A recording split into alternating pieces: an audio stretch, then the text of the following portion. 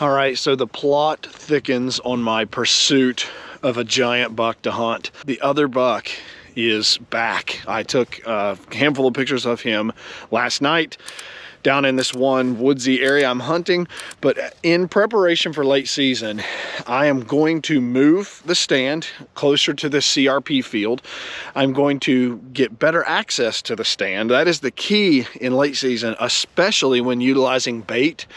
We're at a place where there is no white oaks or red oaks or any kind of mast crops. All the crops from the ag have been taken out. So at this point, unfortunately, in this game of late season bow hunting, is you've got to have some kind of attraction to keep the deer consistent and keep them patternable. So we are going to add about 300 pounds of corn in the middle of the field so we can get a travel direction to hunt them going to and from. The main thing, getting food, move the stand, and we've got to have number 3, it should be number 1, is the best access to the stand possible, so that it's really more so the exit in the evening when you're at that last shooting light and it's dead quiet and the deer are already on edge and they're already spooky around food and it's late in the year and they've been messed with. They are just ultra hard to kill.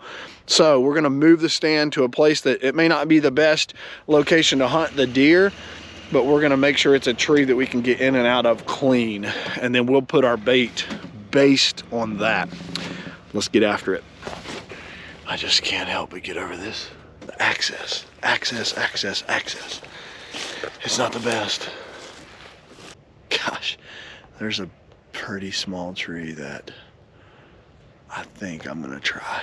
Let's go get the stand. I was thinking about getting in that one. But again and again and again and again, this is about entrance and exit. So I'm gonna do something I haven't wanted to do, which is dive in there, figure out what my exit looks like on the back, and then that will determine what tree we pick. If you guys have watched my stuff very long, you probably might feel like I feel like, which is that I am blitzing, man. Giant rubs on both sides of this thing, dang it.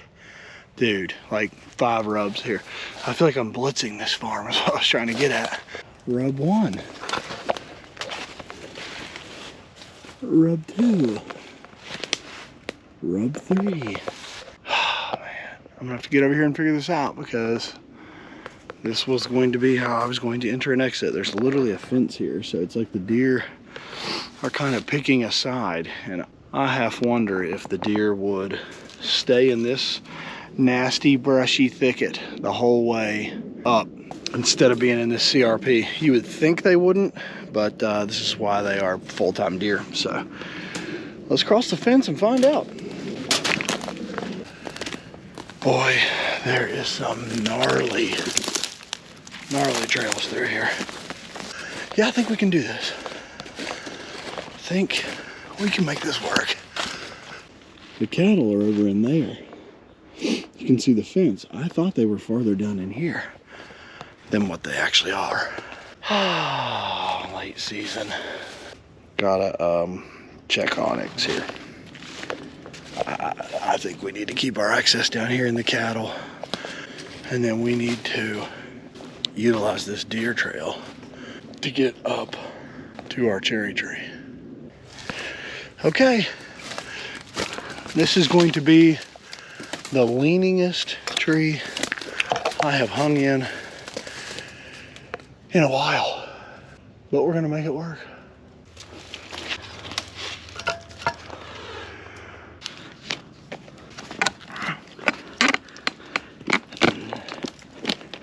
So let me just climb up here, step right in that raccoon crap. We're just gonna figure out what we want to do with the stand.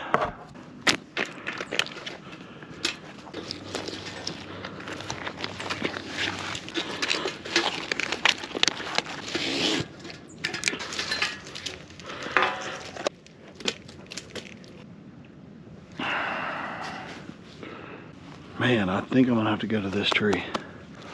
That is gonna work. Shout out to Mark Liebarger at Novix for making a ultra adjustable platform. That is going to be a mother of an angle. I got it. Problem is, I've got to cut probably one limb here to get enough shooting, but I feel really good about this angle. But I'm not gonna worry about those upright branches because I really think I could just stick one in there. And we have this stand trimmed. I think we're gold. Now we begin the painstaking process of cutting an entrance into this stand. And of course, we're coming through a thicket, but we have really, really good access to the stand. So we're gonna take our snips and our saw. Let's get to it. I cannot stress to you guys enough how important it is to get things trimmed and prepped to where you can get in and out of your stand successfully. So I want to tell you where we're setting this corn and why. We're putting it right at the tail end of this grassy strip. The reason is, or I guess the head of it, because we want to hunt the deer coming to the corn, not deer at the corn. They are just so on edge at the corn. And furthermore, I want to try and bring them out of the woods and hopefully get them past me before dark if they're heading here at dark. So we're probably 150 yards from the stand that we just hung, and that's much more comfortable to me. If these deer get up here to the corn, I can get out by dropping off the back end of the stand and get out of there. They won't even know I've been here. I won't cut their track. They won't cut my track. Everything is way better here. So we're gonna set almost 300 pounds of corn here. We're gonna put another camera here and then another camera over where there's kind of the end of this peninsula. On the other side of the CRP, there's a spot right there that they're funneling to cross. And I wanna put a camera there just to make sure we're not missing deer going back to bed in the morning over there. At that point, we're gonna have 3 cameras here. We've got one down at the far end of the field, right where they would come out. We'll have one here at the bait, and we'll have one over there. 3 cameras in about a 200-yard radius. Let's go.